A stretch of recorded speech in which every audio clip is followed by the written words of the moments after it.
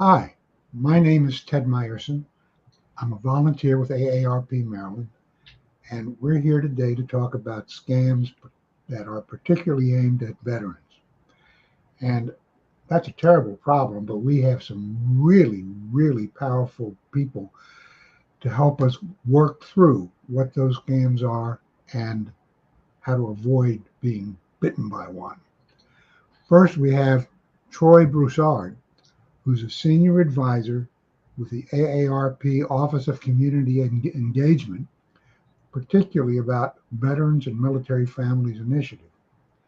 And we have Keith Custer, Supervisory Special Agent with FBI Baltimore, who deals with complex financial crime.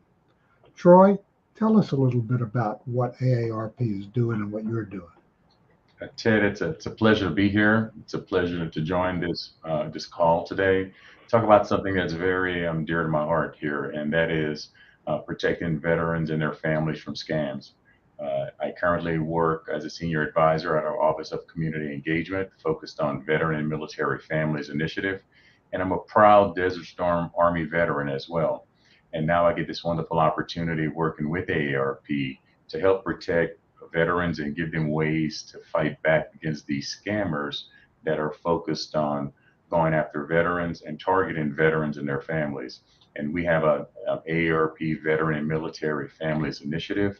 This initiative started back in 2017, and now what we focus on is four main areas. We focus on connecting um, veterans and their families to benefits.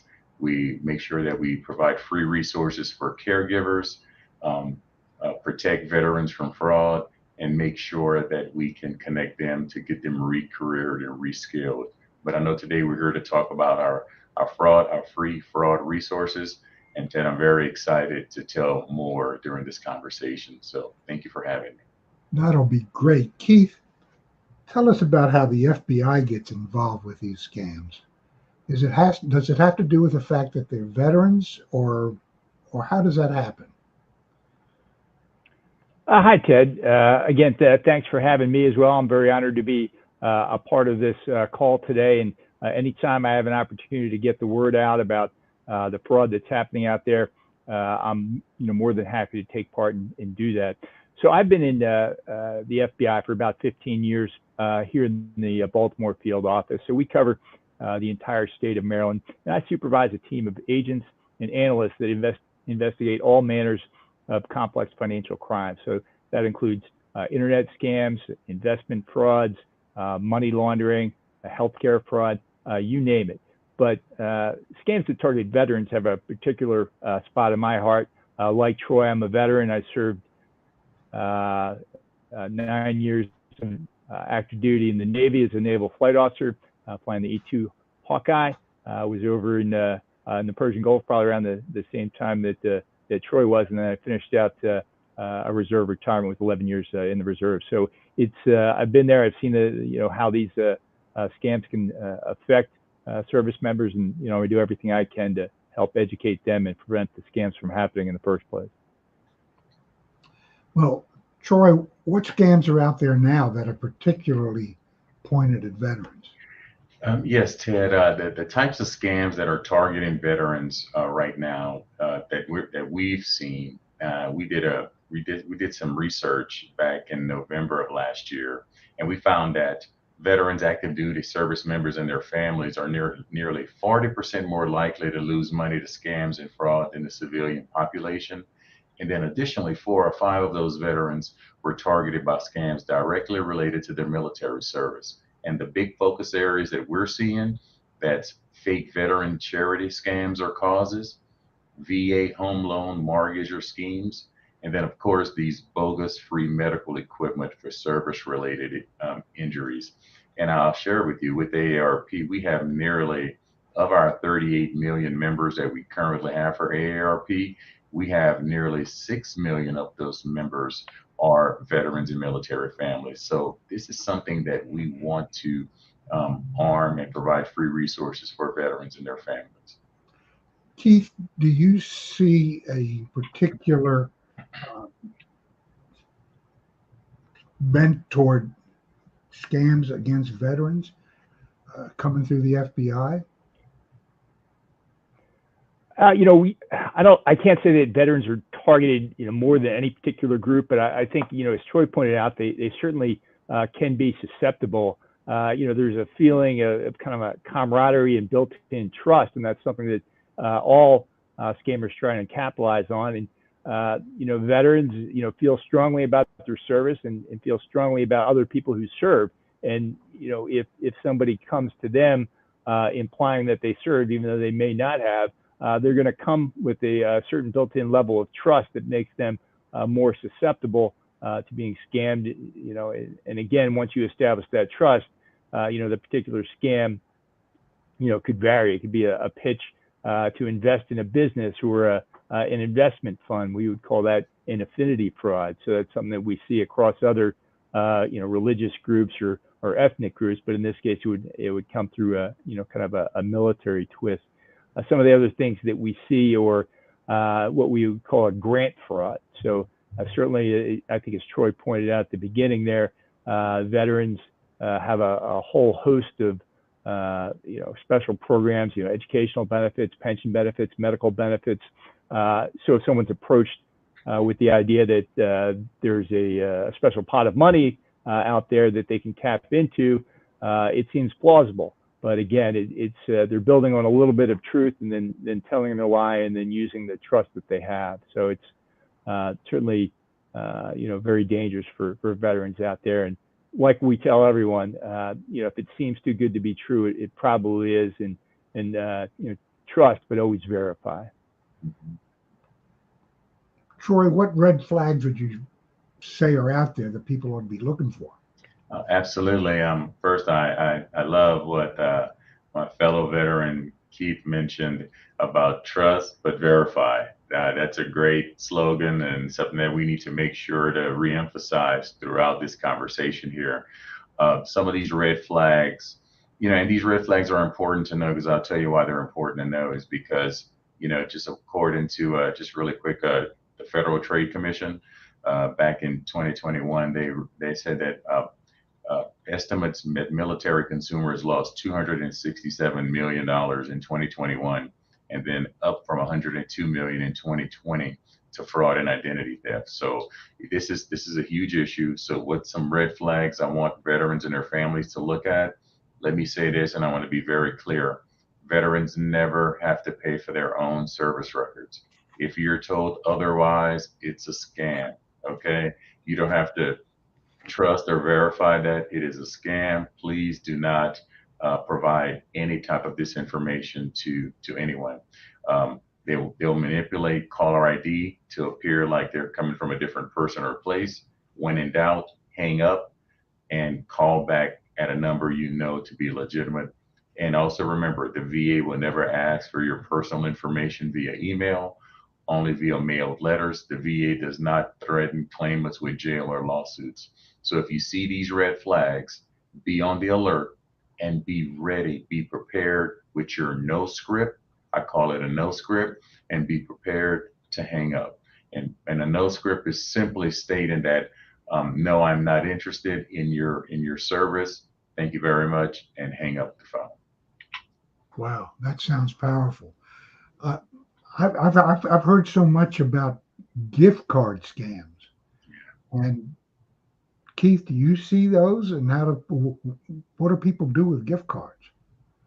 Yeah, absolutely. We certainly see gift cards as a method of payment in these scams. It's an easy way for criminals, especially criminals overseas, to access funds without having to interact with the banking system. So that is certainly a huge red flag. If any government agency is contacting you and telling you that you owe money for your records or some kind of fee that you're not aware of, and you're being asked to pay in gift cards, huge red flag. Along those lines, another red flag that we're seeing is the increased use of cryptocurrency or virtual currency. So a lot of people have heard of Bitcoin out there, and this is another method that criminals are using increasingly because it runs outside of a traditional financial transaction, where if somebody goes to a bank and tries to conduct a wire transfer, then there's an intermediary there, and there's an opportunity to stop those funds and reverse those funds. But with gift cards or with Bitcoin or virtual currency, once that transaction is made, it's irreversible, and you'll never get that money back again. So it's certainly a huge red flag and something that people need to be on the lookout for. What is AARP doing specifically for veterans? You know, I'm glad you asked that question. You know, the things that we are doing, you know, I mentioned free resources earlier on, Ted. You know, we've launched just recently in April the AARP Veterans Fraud Center.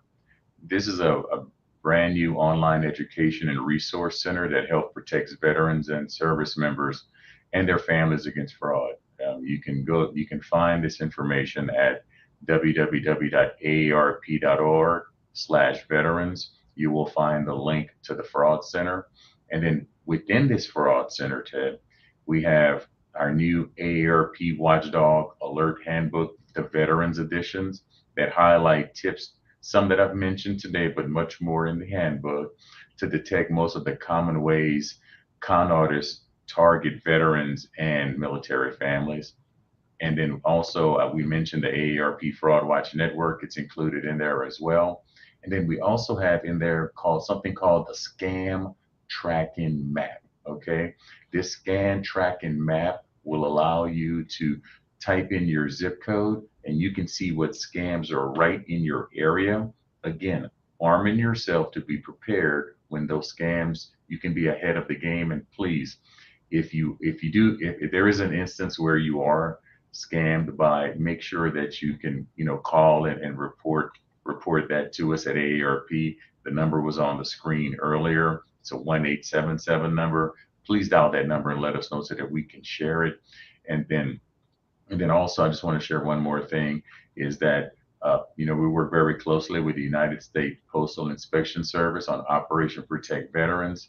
So it's another way that we can fight back and protect themselves. These are all free resources that's in our fraud center. So please go to it at aarp.org/veterans, and then you'll be prepared to fight back against these scammers.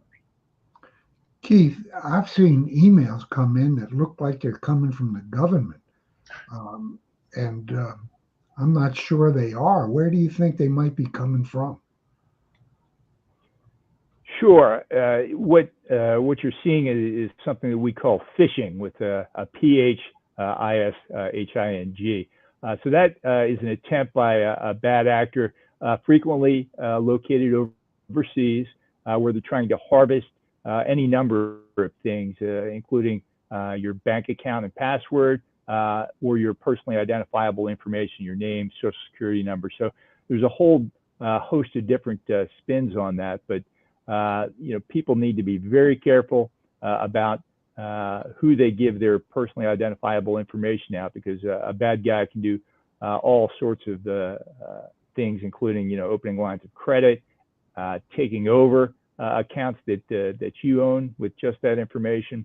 So it's really something you need to be careful about. And again, as Troy pointed out, if somebody is contacting you and asking for this information, hang up and then call a trusted number back. Don't just immediately believe. And even if you're seeing the correct phone number on your phone, as Troy pointed out, it can be manipulated or spoofed. You know, much the same as some of these emails are. And one thing that you can do, most people who use kind of web-based email can, you know, hover over that email address. It may say one thing, but if you hover, it'll show you an actual email address that is different from what you're seeing on the screen. Are there any other things you'd see in one of these phishing emails? Is anything to look out for in them? Well, sir, a lot of them, as I said, originate from overseas. So you'll see some grammar errors or some misspellings. Also embedded within some of these emails can be links that if you click on the link, it will take you to a website that will download malware onto your computer and access your personal information in that way. So Just be very careful about any email that you get from an unknown source, and be especially careful about clicking on links or opening attachments from emails that you don't know the source of. That sounds terrible. Is there anything about that kind of thing in the handbook that you have, Troy? Yes, there is some that it talks about those phishing emails and how to look at specific examples on how to make sure that you're not being targeted by a scam, or to identify it so you can move forward from that. What I would like to also mention, Ted, if it's okay, there are a couple of things that I would highly recommend that veterans and their families can do to lower their risk. I would recommend start with your phone, because that's the first easy entry that these scammers really try to target. And like Keith mentioned earlier, they will really try to, once they find out that you're a veteran, they'll start to use that lingo, that military jargon, to really build trust. And then once the trust is built, then they'll go in for that scam. I would highly recommend that folks sign up for a robocall blocking service to minimize the number of robocalls that you get. In a survey that we did, 49% of those military veterans and respondents did not use a robo blocking call service. Add your numbers to a do not call list at donotcall.gov. I would highly recommend that. And then also place a security freeze on your credit reports in the 3 major credit bureaus. This will stop criminals from opening up new accounts in your name. And that's extremely important, because in our survey that we did, 81% of the veteran and military respondents said they did not have the security freezes on their credit reports. So I wanted to make sure to mention those key tips that can be utilized to help prevent you from being targeted and actually scammed by these scammers. Wait a minute. I don't understand. If I freeze my credit, I won't be able to use my credit card. No, let me tell you. I see, Ted. I knew you were going to ask that question. And let me tell you what happens with this. This is great. When you put the freeze on there, what it normally does is, once you put the freeze on it, before you open up any new line of credit, someone will call you to ensure that it's you opening up that new account. And I've had it happen to me. I was in the process of purchasing a vehicle for my daughter, and I forgot that I put the freeze on there. So I went to get everything set up at my bank or what have you, and I received a call while I was sitting at my bank saying, "Are you trying to open up a new account at your bank for a car?" I said, "Yes, that is me. Thank you very much." So it works, and what it does is it puts you in control, and again, that's our theme in protecting veterans and their families. We want to make sure that they have the controls in place to fight back. Okay, so I just want to repeat this back Sure. to make sure that it's clear. Sure. A credit freeze is only instructing the credit bureau to not give out any information unless they verify it's you that released the freeze, so that somebody can get the information they need, like when you bought a car. Yeah, or to open up any type of new lines of credit, because see, that's what happens. The scammers will come in, and what the scammers are looking at, they're looking to open up those new lines of credit. But if you have a freeze on your account, it has to be verified by you over the phone, in person. You have to verify information before that line of credit can be opened. Thus, it gives just another firewall, another way to protect yourself from having lines of credit open in your name and you're not aware of it. Keith, I do a lot of interactions online, and everybody wants me to use what they call two-step authentication. What's that, and why is it a safety factor? Sure. So two-factor authentication, or in some cases multi-factor authentication, is a way to provide an extra measure of security for your important accounts, including most often your financial accounts, but also your email accounts. So I think most corporate emails these days have shifted to a two-factor authentication. And what that means is you'll be asked for a password along with your username as kind of the first factor, but then you'll also be asked to provide either a PIN number, or they have what they call RSA token. So it's a small device with a constantly rotating number that you must be physically in possession of.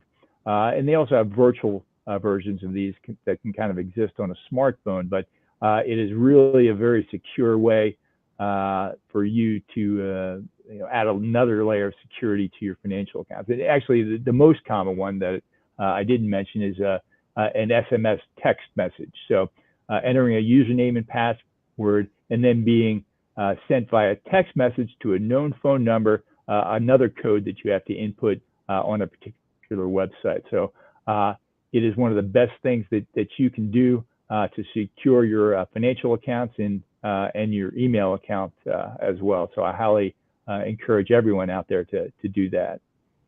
Wow, that sounds like a painful extra step, but I guess it's useful.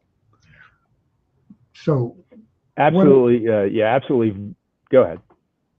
I just want, what else would you recommend in terms of keeping my financial information secret? What I recommend to everybody is we all have a lot of usernames and passwords. And, one thing I will mention is that, it's very difficult for us to manage these. And there's certain services out there that you can use, password wallets and vaults and things like that. I encourage the use of those.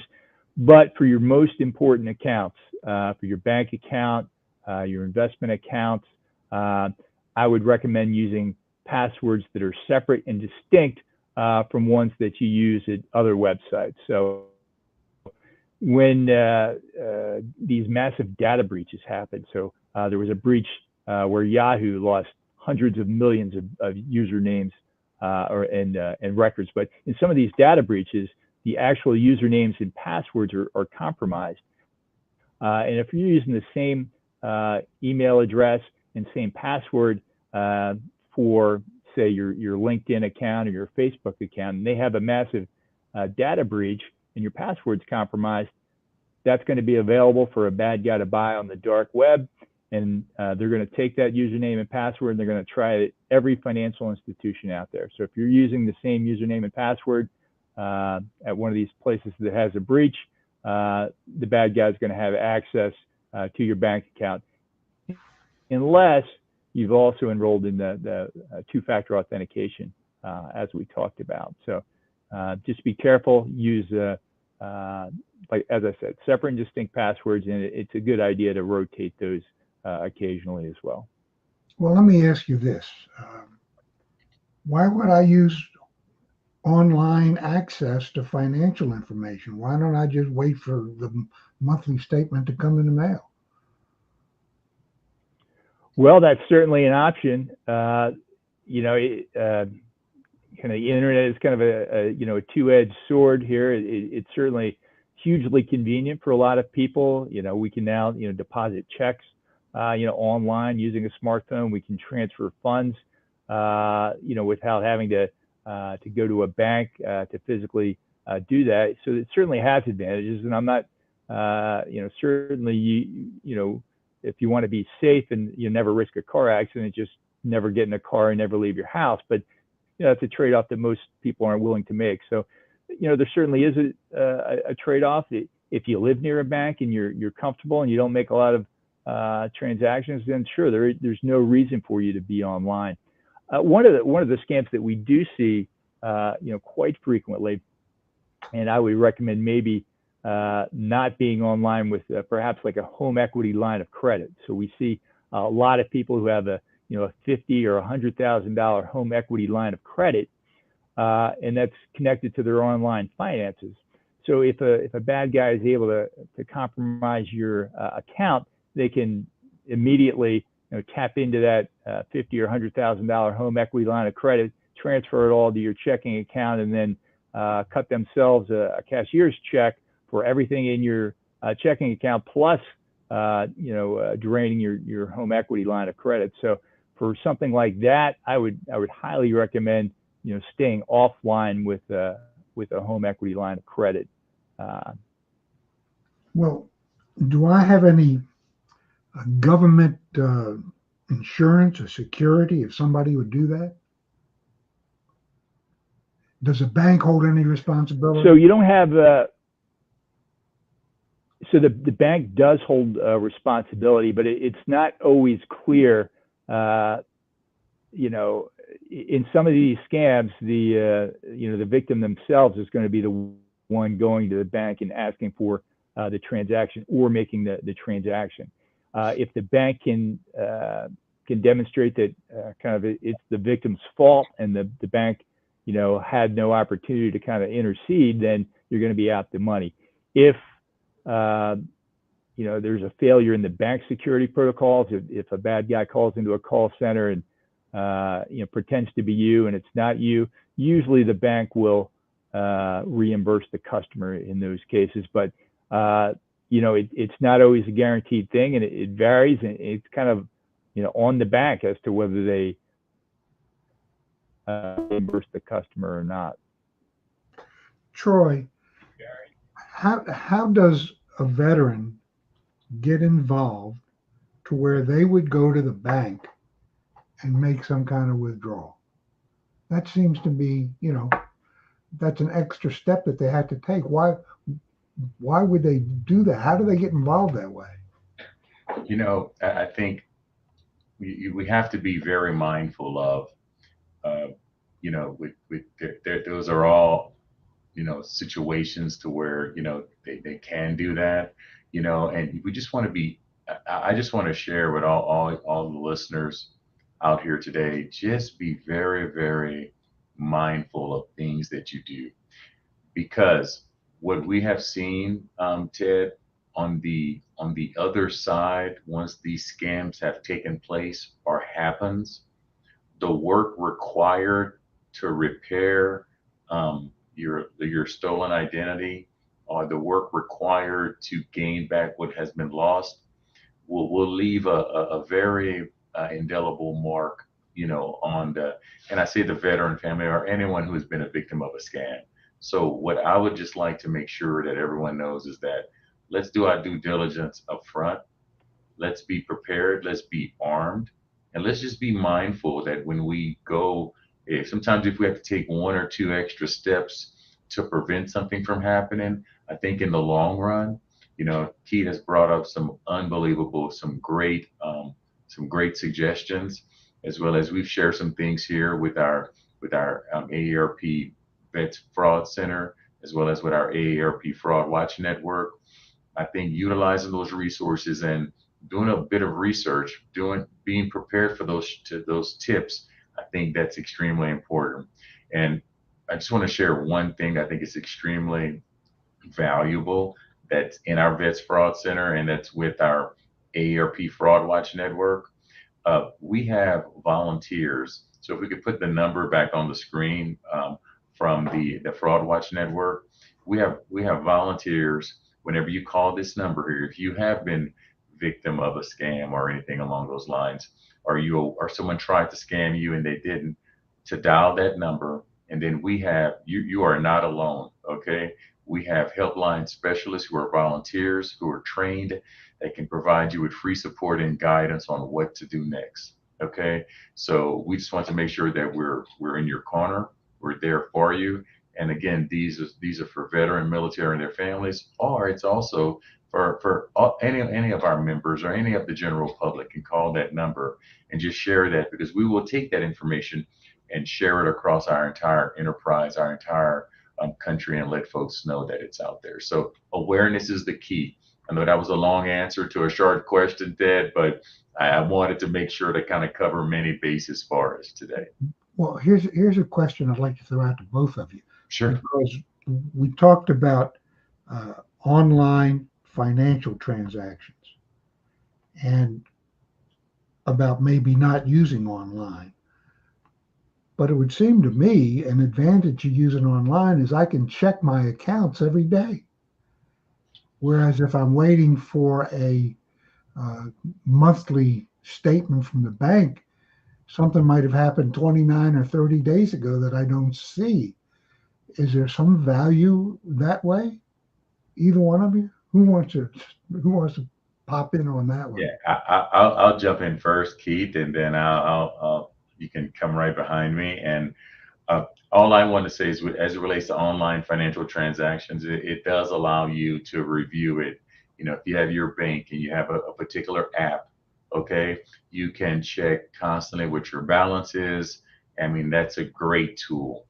I think what we're sharing is that the passwords that you utilize for to access those online tools, I think it's important that we make sure that those passwords, we do the due diligence in making sure that those passwords are hard to figure out and that we're not using those same passwords for all of our different financial online apps that we're using. So we just want to make sure that folks, if you're going to do it, use precaution, be safe, but make sure that you have, and that's where that two-step authentication is extremely important. When you go to log into your account, it can be a bit of a pain sometimes, to do the two-step, but you know what? It will save you a whole lot of headache at the end if someone could easily get into that account. So I would say the two-step authentication is fantastic. There's nothing wrong with using the online financial transactions, but just make sure that we are focused on ensuring that we're not using the same passwords for everything that we're doing online. Would you add anything to that, Keith? Yeah, no, I concur with Troy. I think there is a role in having online access to your accounts, and just paying attention to your financial accounts is especially important. I always tell folks, given the option, if you're going to pay for a fee or a service or a good with a credit card versus a debit card, always pay with a credit card, because what the credit cards do is they have a lot of analytics that go into analyzing normal spending patterns and things like that. And a lot of you have probably experienced this, where if you're traveling and you haven't notified your credit card, it may not go through the first time that you try and make a purchase in a foreign city. So that's a kind of a level of protection where kind of you have a financial institution looking out for you in real time. Whereas if you use a debit card, you don't always have that same level of security. Isn't there a limit to liability on a credit card too? Yeah, you always have the ability to, if a charge that you didn't make shows up on your account, you can request what's called a chargeback, and the credit card company will do a little bit of an investigation and quickly determine if it's a fraud and credit that money back to your account. And the credit card company will take a loss in that case. Whereas if you use a debit card, you don't have that chargeback option. Both of you have spoken about passwords. Why can't I use my birthday as a password? What makes a good password? Troy, what do you think?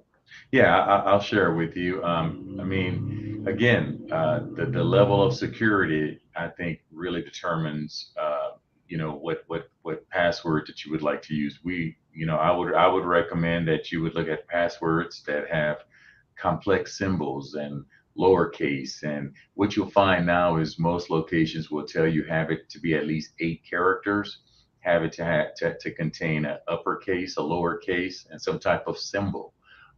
And I think if you use some type of combination along those lines, better. Now, we'll tell you sometimes if they're suggesting a strong password for you, Ted, it'll be a longer password. So I think the more longer you can have your password, I think that'll be better. Using your birthday, you can use it. However, you will probably see potential security risk with that, because these scammers have software that can really figure out these passwords. In the first place that they'll start is with your birth date, and then they go from there. So I would highly recommend make sure that password has at least 8 characters, and make sure within those 8 characters that you do have uppercase, lowercase, and a special symbol throughout. And I think that will definitely make it a bit more secure for you. Keith, what if I used a phrase like, I like ice cream on Monday morning, exclamation point? Yeah, no, certainly that's an excellent way to go as well. I mean, I concur with Troy and you in that generally speaking, again, it's a trade-off, right? Because you have to type it in. If you have to type it in a lot, then I like ice cream on Mondays is going to be tough to get in, and not fat finger every time. So again, it's a trade-off. And the one thing I will emphasize is that we really need to avoid using publicly available information. Whether it be your birthday, your wife's maiden name, your mom's maiden name, things like that. Because another thing that a bad guy can do to compromise your account is just go enter your email address or your username, and then click the forgot password link. And usually that's going to prompt your password recovery questions, which in a lot of cases, especially for people who share a lot about themselves online, either through Facebook or social media, a lot of that information, given a little time to research, you can find out, where somebody, met their wife or their significant other, or what their favorite movie is, or where they went to high school, things like that. If you're sharing all that information online, then using it as a password recovery question just is going to open up your account to be compromised. So be careful about how much you share and who you share it with. Troy, let me ask you this question. Sure. You're traveling now, right? Oh, absolutely, yes. Okay. So you go into Starbucks and you use their Wi-Fi. Is that safe? Oh, actually, that's a great question. I don't actually. I don't use, and I'm not going to use a particular company or anything. If I go into a location that has Wi-Fi access, I normally try to use a secured, because most of the time when you go to these open Wi-Fi, it's not secured. So I make sure that I utilize a secured Wi-Fi. And normally what I do is I utilize my phone, which has its own hotspot, and then that is secured because it has a password encrypted that I created for it, and I utilize it through my wireless device. So I don't use the open Wi-Fi. I use a secured Wi-Fi access that I have control over. I heard people talk about a VPN, Keith. Does that help? Yeah, sure. A VPN, or a virtual private network, is essentially software that will help keep you safe and protect your computer and computer by accessing networks through this VPN software. So it's certainly another layer of protection that is most helpful, especially when you're traveling or you're using unfamiliar networks. Okay, let's wind up with giving each half a minute or so to make any final statements you might want to make. Troy, do you have any closing statements you want to go through? Yeah, I just want to thank you for having me on the program today, and being along with here with Keith and the FBI Baltimore, and also sharing this information with your audience. We want to make sure that your listeners are focused on being prepared and being armed to fight back, and want folks to know that AARP has resources that can provide that to you free of charge. And you can go to www.aarp.org/veterans. That's a great place to start. And everything that I have talked about today is located on that particular site. And again, there it will give you access to our Veterans Fraud Center as well. So I just want to leave everyone with: be focused, be intentional, and ensure that you're protecting yourself from any type of scams. And be ready. Get your no script ready. And then when that opportunity presents itself, you're not at a heightened emotion state to where you can make those rash decisions. We want you to be really cool and calm, develop your no script to say no, hang up the phone, and protect yourselves. Thank you, Ted. Keith?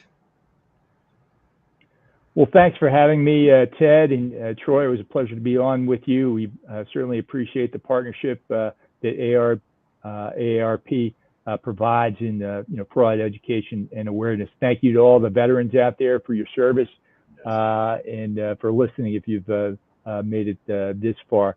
What I would just reinforce, or just what Troy said, just be careful. The bad guy's always going to have a sense of urgency and be trying to push you into things that you're not quite ready to do.